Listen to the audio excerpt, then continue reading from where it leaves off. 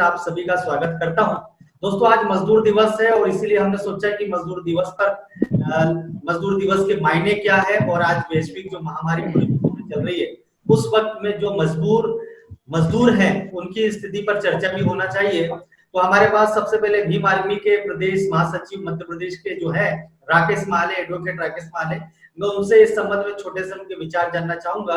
उसके बाद में हमारे बीच में है एडवोकेट संजय खोब्रेगढ़े जी। राकेश जी, आप संक्षिप्त में बोलिए, उसके बाद हम खोब्रेगढ़े जी से बात करें। राकेश जी, आपका स्वागत है। धन्यवाद, बहुत बहुत धन्यवाद सुरेश पासवान जी। आपने जो है वीलो बाबा साहब चैनल पे हमको आज बोलने की संधि दी। हमारे साथी होस्ट आयुष्मान खोब्रेगढ़े साहब भी है, जो एक सीनियर एडवोकेट है और अपने वकालत के क्षेत्र में बहुत जाने वाला नाम है। तो साथियों, आज मजदूर दिवस की पूरे देशवासियों को बधाई भी दे रहा हूँ और दिल से बहुत चिंतन भी है और बहुत दुखी भी हूँ कि आज देश के अंदर जब लॉकडाउन लगा तो आपने एक गाना सुना होगा कि पर्दे में रहने दो, पर्दा ना उठाओ। साथियों, आज देश के अंदर जो मजदूरों की स्थिति देखने में आ रही है वो कितनी भयावह है, आप इस बात का अंदाजा लगा सकते हैं कि आजादी के 72 साल बाद भी मजदूरों की स्थिति देश के अंदर क्या है। साथियों, आज देश के अंदर जब लॉकडाउन लगा तो सरकार ने जो है मजदूरों का नहीं सोचा, उन्होंने अपने पूंजीपतियों के बच्चों का सोचा और मजदूरों के हितों में कुछ नहीं सोचा। और जब लोगों ने पूरे देश के अंदर जब लॉकडाउन लगा तो 2 वक्त की रोटी नहीं खा पाए और वहां से उनको खदेड़ा गया।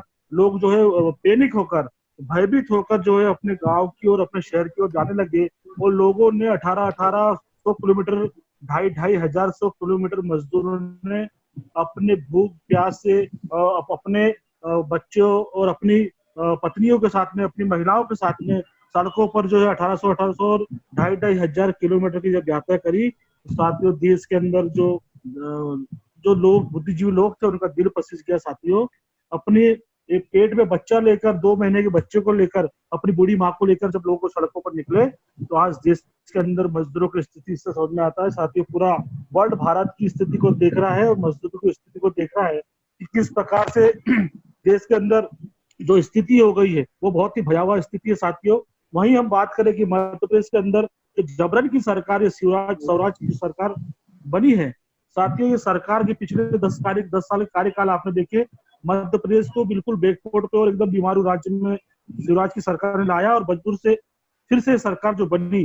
तो साथियों, मध्य प्रदेश के अंदर आज जो है अपात्र लोगों की सूची कम से कम 70 लाख लोग ऐसे हैं जिनको अनाज जो है मध्य प्रदेश की सरकार नहीं दे पाई, उनके पास डाटा नहीं है और भूखे प्यासे लोग गाँव के अंदर है और स्थिति उनकी बहुत खराब है। तो साथियों, मैं आज अब वीलो बाबा साहब चैनल के माध्यम से मेरे तमाम दर्शकों को मैं बताना चाहता हूँ कि देश के अंदर जितने भी मजदूर है, गरीब है, किसान है, उनकी स्थिति बड़ी दयनीय है।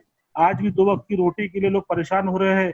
मैंने यहाँ तक के आदिवासी क्षेत्रों में देखा है कि लोगों ने अपना खून बेच के और अपने परिवार को पालने के लिए काम किया। साथियों, तो मुझे बताइए कि आज जो भारतीय संविधान के अंदर जो डॉक्टर बाबा साहब अम्बेडकर ने अर्थक प्रयास करके जो श्रम कानून बनाया था, आज उस श्रम कानून की स्थिति क्या है और बाबा साहब ने कितने संघर्ष कर जो समाज के अंतिम छोर के लिए, मजदूर किसान के लिए जो कानून बनाया था, साथियों इसकी स्थिति क्या है, साथियों आप जानते हैं।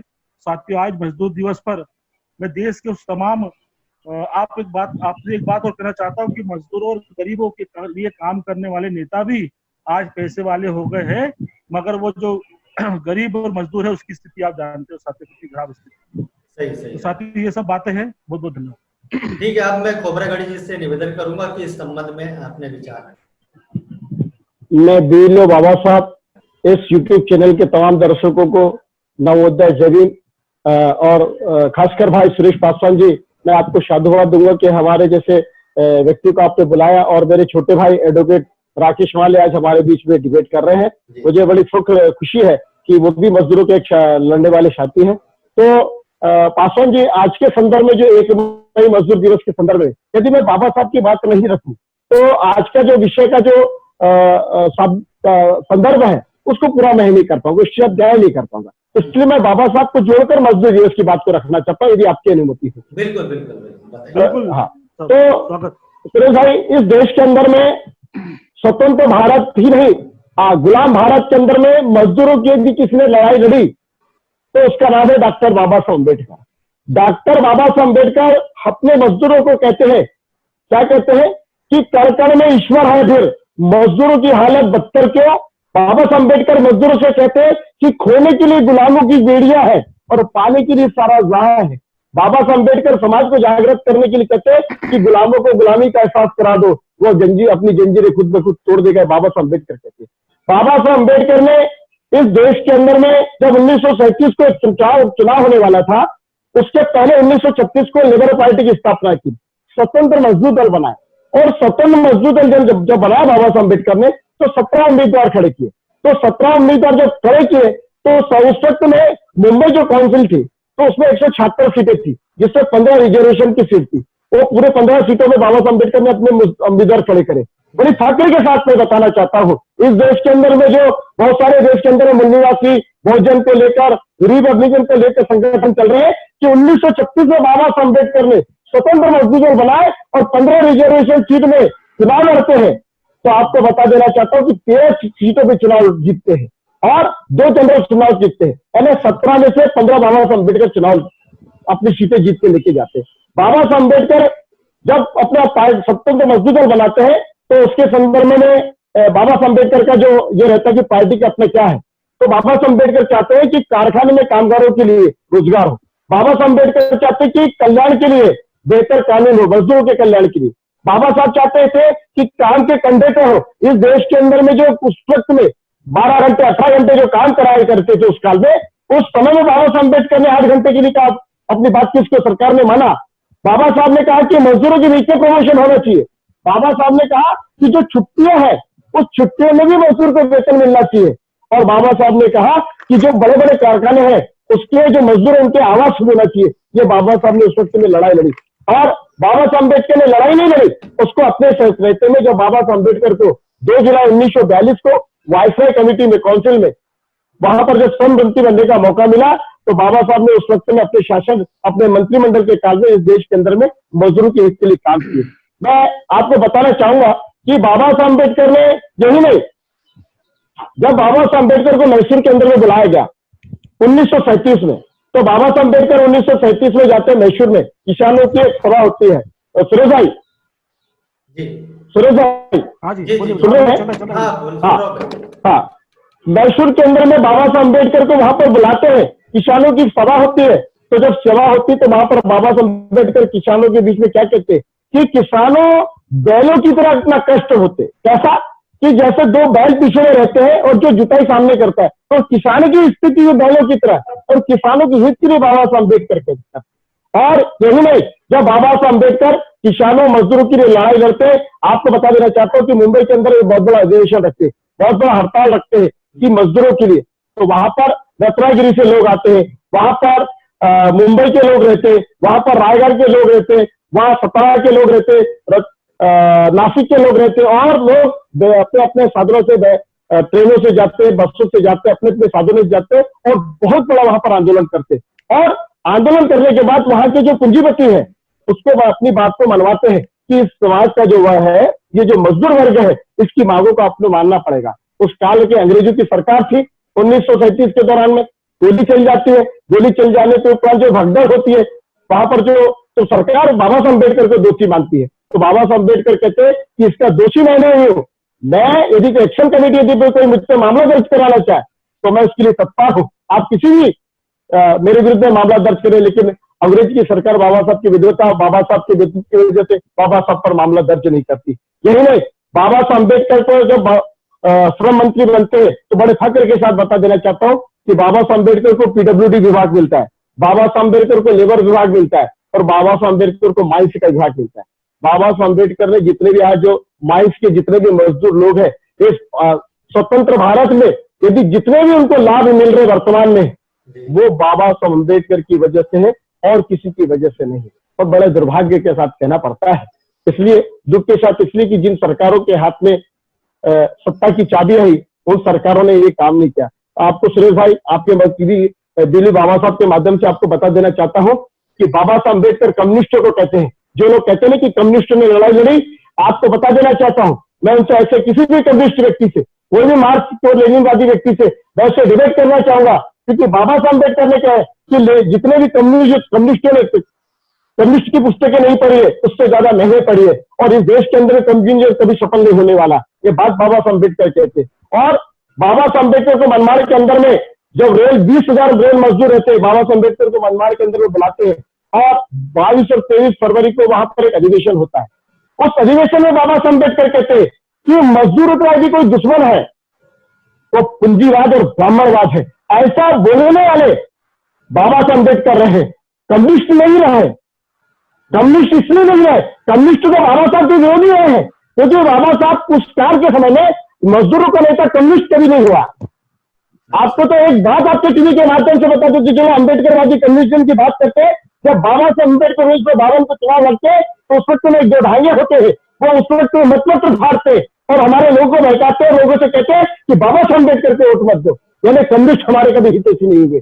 आज उनको आज कम्युनिस्ट को बाबा साहब अम्बेडकर को स्वीकार करना पड़ रहा है, लाल सलाम जय भीम उनको लेना पड़ रहा है। ये उनकी मजबूरी है, उनको मालूम है कि इस देश के अंदर में वर्ग संघर्ष नहीं है, या गरीब और अमीर की लड़ाई नहीं है, या वर्ण व्यवस्था की लड़ाई है। और वर्ण व्यवस्था की लड़ाई की वजह से यहाँ का जो वर्ग है वो जो है शुद्ध वर्ग है, जो अछूत है, वो पीड़ित है। और इस देश के अंदर में जो इस देश का शुद्ध वर्ग है वही मजदूर है, वही किसान है। आपको देखने का मौका मिलेगा, अभी कोरोना वायरस का दौर चल रहा है।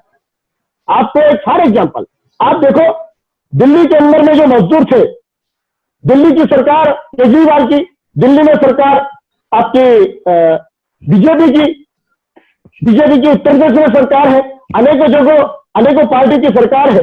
अभी आपने देखा होगा कि वहां पर जो मजदूर थे उनको एक बस भी किसी पार्टी के लोगों ने उपलब्ध नहीं कराई। और उसके पहले विदेश में जो बच्चे पढ़ रहे थे, विदेश में जो रह रहे थे, उसके लिए प्लेन सुविधा कराई गई।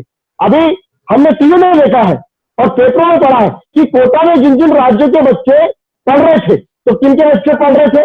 पूंजीपतियों के बच्चे पढ़ रहे थे, ब्राह्मण वर्गों के बच्चे पढ़ रहे थे। उनके बच्चों के लिए बस लगाई गई, लेकिन मजदूरों के लिए बस नहीं लगाई गई। और कुछ बच्चे बड़ी मजबूरी से अपने घरों में जा पाए, कुछ लोग तो अपने घर नहीं पहुंच पाए, रास्ते में उनकी मौत हो गई। और कोरोना वायरस के चलते इस मजदूरों की मौत नहीं हुई है। मजदूरों की मौत यदि हुई है तो इस सरकार की नीतियों की वजह से हुई है। उसके लिए चाहे विपक्ष हो या पक्ष हो, ये सारे उसके जिम्मेदार हैं। इन्हें कभी सवाल आया नहीं। सारे लोग मजदूरों की बात करते हैं, हम देख रहे थे टीवी में, हम पेपर में पढ़ रहे, कभी किसी कम्युनिस्ट ने आवाज नहीं उठाई। हमको तो कभी कभी अम्बेडकर वादियों पर भी दुख हुआ कि उन्होंने भी आवाज नहीं उठाई। बस अपने इस बात को दुख के साथ कहना पड़ रहा। खोबरागढ़ जी, आपकी बात को मैं बीच में रोकते हुए आपको बताना चाहता हूँ, आप पूरे जो हमारे दर्शक उनका भी ध्यान आकर्षित करना चाहता हूँ। दोस्तों, ये जो केंद्र सरकार ने उच्च न्यायालय में ये बताया कि जो लोग सड़कों से पैदल चल के गए उनकी जो संख्या है 6 लाख थी। खोबरागढ़ जी की जो बात को मैंने बीच में इंटरप्रेट किया, उसके लिए मैं क्षमा चाहता हूँ, लेकिन मैं बताना चाहता हूँ 6 लाख लोग पैदल चल के अपने घरों तक पहुंचे और 15 लाख लोग जनवरी से मार्च के बीच में केंद्र सरकार ने उन्हें हवाई यात्रा से भारत में उनके घरों तक पहुंचाया है।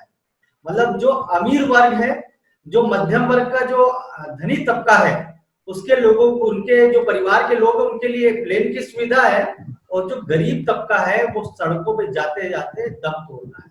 खोबरागढ़ जी, क्या मैं सही बोल रहा हूँ? मैं आपकी बात का समर्थन करता हूँ।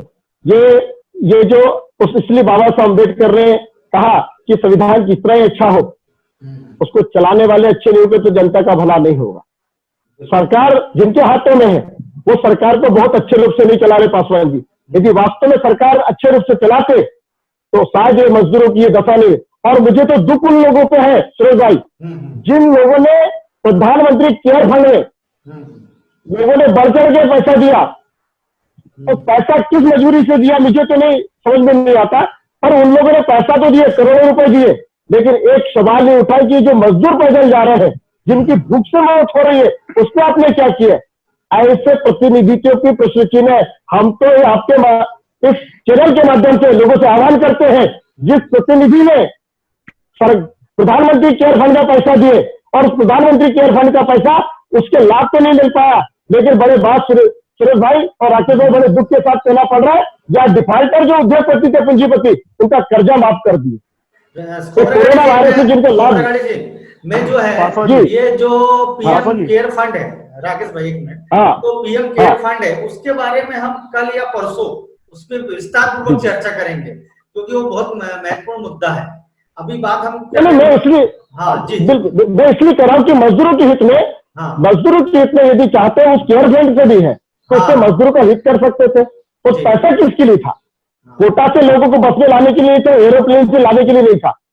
एक भी भारत के किसी भी हॉस्पिटल में उस केयर फंड से कोई सामग्री नहीं खरीदी गई, लेकिन अरे कम से कम बस तो लगा देते, उनको साधन तो उपलब्ध करा देते, पर ऐसा नहीं हुआ सुरेश भाई। इसलिए बाबा साहब अम्बेडकर कहते ब्राह्मणवाद और पूंजीवाद मजदूर वर्ग के दो दुश्मन है। इसलिए आज के संदर्भ में तो मैं जितने भी जो दर्शक लोग हैं उनसे मेरा निवेदन है कि वर्तमान परिदृश्य में आजाद भारत में और आजाद भारत के पहले बाबा साहब अम्बेडकर ही मजदूरों के नेता रहे। और एक उदाहरण देते मैं आपको बता देना चाहता हूं कि बाबा साहब के द्वारा शेड्यूल कास्ट फेडरेशन बना, उसके बाद में रिजर्व पार्टी ऑफ इंडिया बनी। तो आपको बता देना चाहता हूं कि भूमिहारों के लिए भूमि दो एक आंदोलन चला था साहब पासवान जी। तो उस आंदोलन जब चला था तो 3 लाख लोग जेलों में गए थे उस वक्त में, 64 में 3 लाख लोग, हमारा 64 में।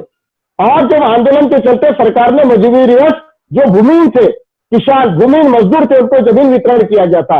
और बैरिस्टर राजाभाऊ खोब्रागड़े को अमेरिकी की संसद में उसको सम्मानित किया गया था, उनके नेतृत्व में आंदोलन हुआ था। मतलब उस वक्त के जो अम्बेडकरवादी नेता थे वो वास्तव में मजदूरों की बात करते थे। मुझे दुख के इसके साथ कहना पड़ता है कि आज के अम्बेडकरवादी नेता मजदूरों की बात नहीं कर रहे हैं। बड़ा दुखित प्रश्न है, मैं इसमें चिंता व्यक्त करता हूं, क्योंकि हम बाबा साहब को मानने वाले लोग हैं। तो बाबा साहब के मानने वाले लोगों को हम उन जिन लोगों को सुविधा में जो सुविधा से वंचित है उनको सुविधा दिलाना हमारा काम है, जिनके हक और अधिकार नहीं मिले उनको हक और दिलाना हमारा काम है। और यदि अब इसके बाद मुझे समय थोड़ा काफी कम है। राकेश जी आप अंतिम में हमारे दर्शकों को कुछ कहना चाहते हैं, क्योंकि आप बीच में जिक्र किया था कि जो मध्य प्रदेश में जो सरकार बनी वो जबरदस्ती की सरकार है और उसने कहीं ना कहीं कुछ गलत करके सरकार यहाँ बनाई है, और मजदूरों को उन्होंने क्या गलत किया थोड़ा सा बताइए।